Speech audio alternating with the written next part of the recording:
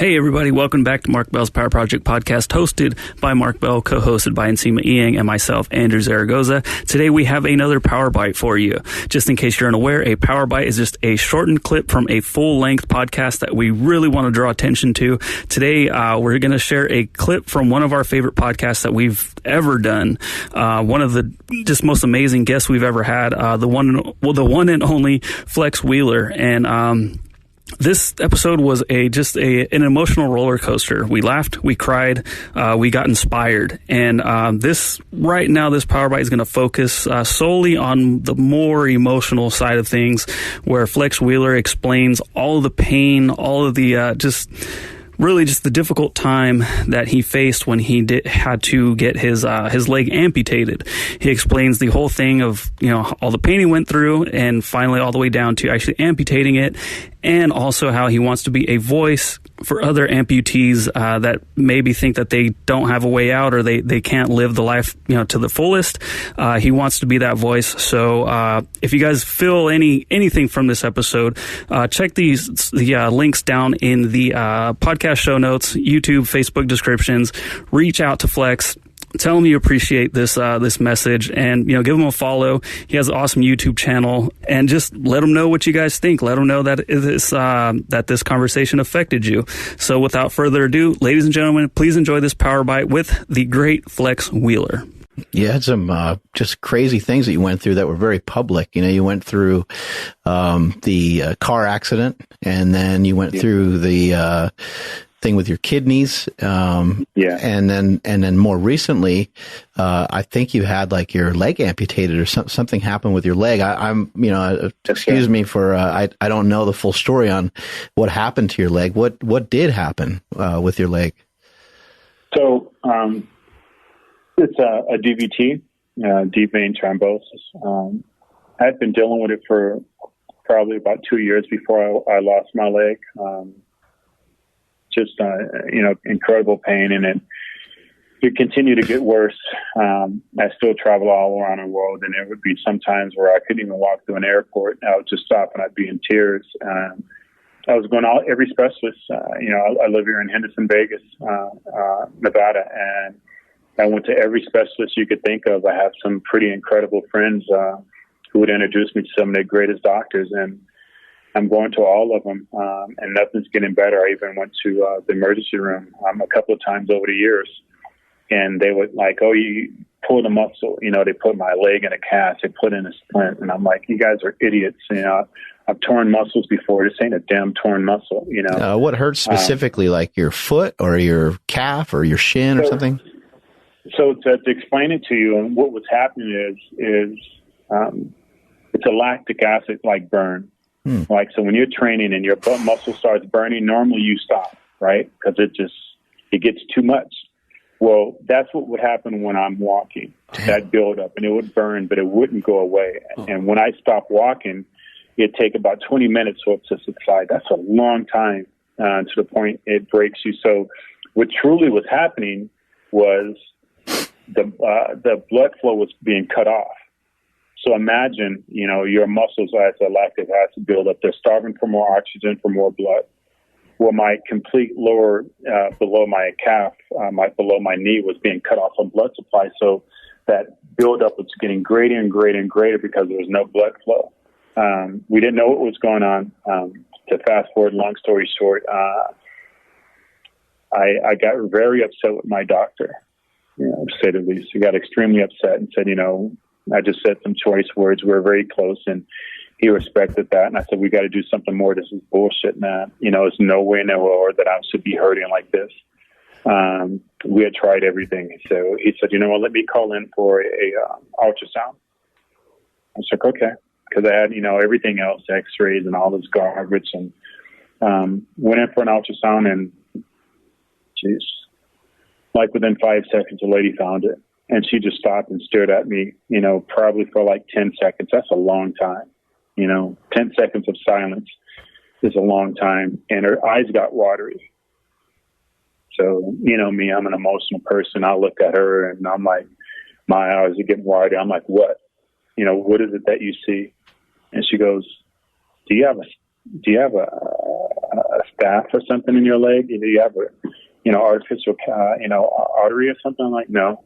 I go, I have one in my groin for my kidney transplant. When I had my kidney transplant, my donor, when they got us on the operating table, her main artery from her kidney was too short.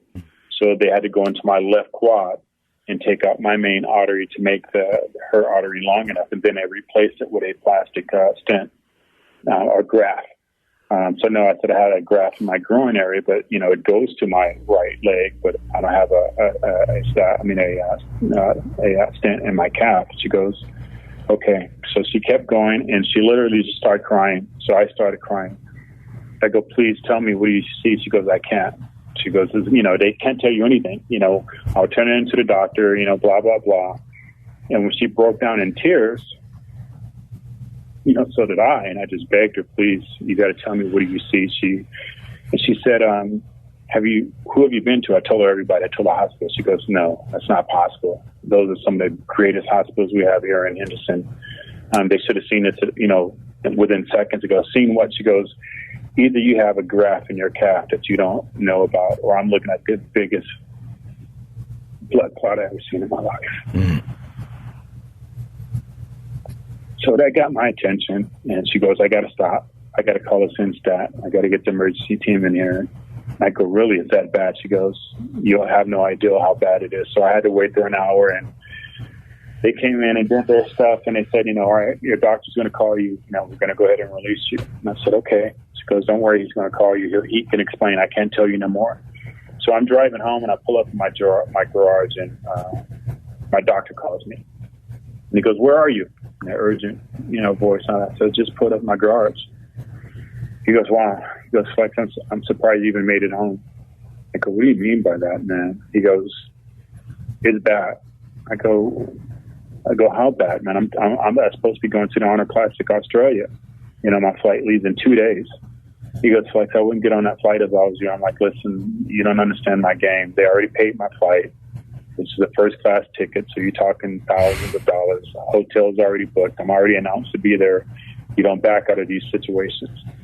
And he said, Flex, if you were my family member, I wouldn't let you get on that flight. I go, man, tell me what's going on. He goes, you have a DVT. I'm like, what the f- is that? I don't know what that is. He goes, I don't have time to explain.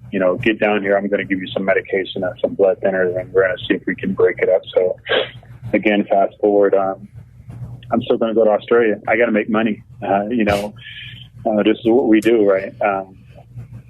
So the day before I take my flight, I'm packing my clothes, and I can't even walk around my house to pack my clothes. I'm in so much pain, and I lay down and I go to sleep crying because I'm in so much pain, and I wake up at night, and it's about 10 o'clock at night, and I can't feel my right leg. I can't feel my arm. I can't feel my chest. I can't feel my junk, my groin.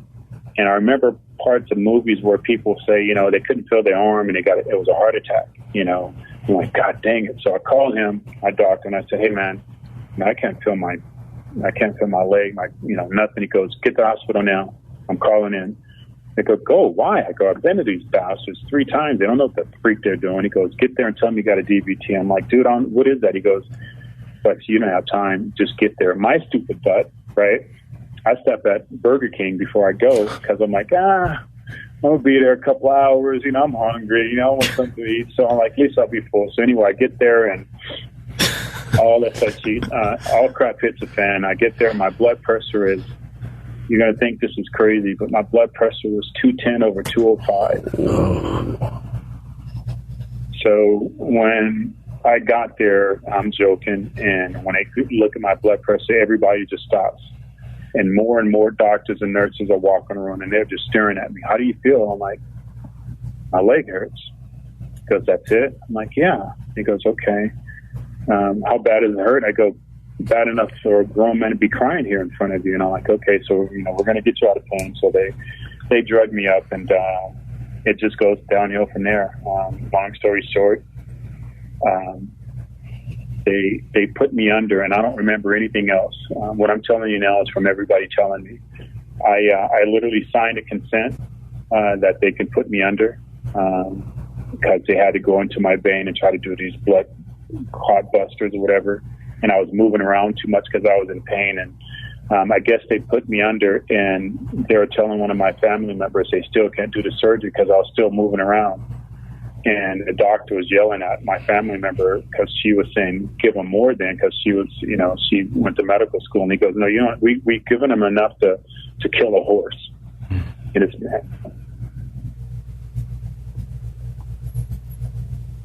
it's still fighting us in a coma. So I was in coma for 10 days. I was in the hospital for 4 months. And when I came out of my coma, I didn't know what the hell was going on.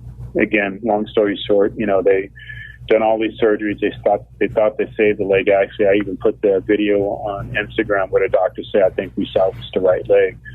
But it was something inside me. I just knew it didn't work. And I even remember telling my family members, I won't be walking too long. I'm going to lose my leg. And they thought I was giving up. It's like, you can't say that you're giving up. I'm like, no, I can tell. So, I got out of hospital, I think it was in June. I went back to the emergency room probably 30 times during that time, just in incredible pain. And it got to the point where they finally started saying, Flex, listen, there's no other surgeries we can do. We've done every surgery imaginable. There's no more arteries. There's no more veins there for us to attach. The only other surgery we can do is take your leg when that time comes. So I started preparing myself mentally that, I was going to lose my leg and being comfortable with it. I was in Billings, Montana on a business meeting to open up my own nutrition company, and I couldn't even walk around. I was just in tears, and everybody was asking me what was wrong. I was like, nothing, I'm okay. I got back to the airport, and I was with a business partner of mine. I could barely walk through the airport, and I'm just sobbing. And he's looking at me like, Flex, how the hell are you going to go to, and I was supposed to leave to go to Dubai for a month. He goes, how the hell, and I was supposed to leave in 2 days. How the hell are you going to get, work in Dubai? And you can't even walk in the airport.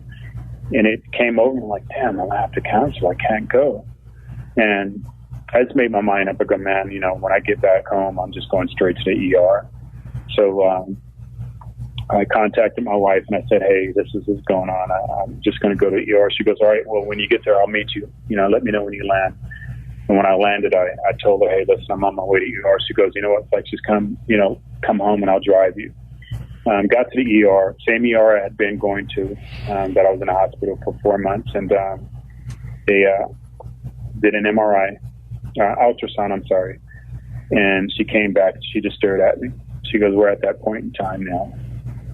And I go, what do you mean? And she's like, 90% of your calf on your right side is 90% blocked, and on the left side, it's blocked 100%. And I was just like, take it. She goes, you sure? I'm like, yeah, just take it. And my wife was like, we need to talk about this. We're like, no, we need to talk about shit. This is my leg. I'm the one who's going through this. I said, take it. And I go, plus, if you're saying I had that type of blood clot, it could break free and kill me, right? She goes, that's very true. I go, just take it. Just take it. Wow. And so are you missing from the knee down? Yeah, I'm below the knee, BK. Yeah, I'm below the knee. And then how has your pain been since that time? Yeah, worse, actually. Sadly to say, during the surgeries that they were doing to try to save my leg, it caused tremendous nerve damage. We call it neuropathy. And actually, one of the times I almost died in the hospital. One of the times they actually had the stent that I told you, or the graft that I told you was in my groin. They have reason to believe that it's the main factor that caused the DVT, because it started failing. And they were explaining to me that, it's plastic and it was never meant to last 15 years. Technology had gotten better. I'm like, damn.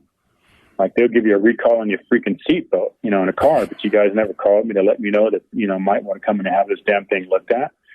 So after all the surgeries, the doctor, before they took my leg when I was in the hospital for 4 months, he actually decided to create a new graft. And that graft goes from my pec here and it goes all the way down to my right leg. And they thought, that's when he said, in a video, we think we saved it. Well, even in that, of course, anatomy, all your veins come into this area. So they damaged all the veins where I lost uses of my right side, my pec, my shoulder, my arm for, like 3 months. I couldn't even use my right arm. And it caused tremendous nerve damage and neuropathy where, it hasn't came back yet. So I'm in constant pain like that. And one of the pictures I showed on Instagram of my once powerful bicep, it just sags over. I can't even flex or make it move or anything like that. So the pain I go through, it's neuropathy and also phantom pain from losing my limb. So, it is what it is. I don't want to make it seem like a sob story. I want to, end this by saying, you asked me before, were you ever happy? Never. Winning shows, all the money I've made, all the crazy cars, never. Once I lost my leg and I decided, before they took my leg, I said, I want to be a spokesperson for a transplant. I want to be a spokesperson for amputees. I really feel that, God didn't allow me to go through. He didn't allow me to go through all this in life for no reason. And I feel that every battle that I had, every great thing that I did was to prepare me for this. And I just made my mind up, man, I can't be this global name and figure. And then when the worst thing imaginable happened to me, go duck and hide. So that's when I started doing all these interviews with myself on camera while I was in a hospital, because I just knew I wanted to bring awareness to this and to people who are amputees and so on. So it's great. And, to finish answering your other question about me being happy, first time in the world I've ever been happy. I remember the first time I went to the airport to pick up my daughters because they were coming to see me after I had lost my leg. And I was sitting there in my wheelchair with my wife, and I was like, wow, this is so embarrassing. And she goes, what? I go, just having everybody look at me like this. She goes, oh, Flex, don't worry about them. And then she stopped. She goes, you know what? I'm going to shut up because I don't know what it's like what you're going through. But I was like, it's sad because people look at me with empathy when they have no idea I'm so happy.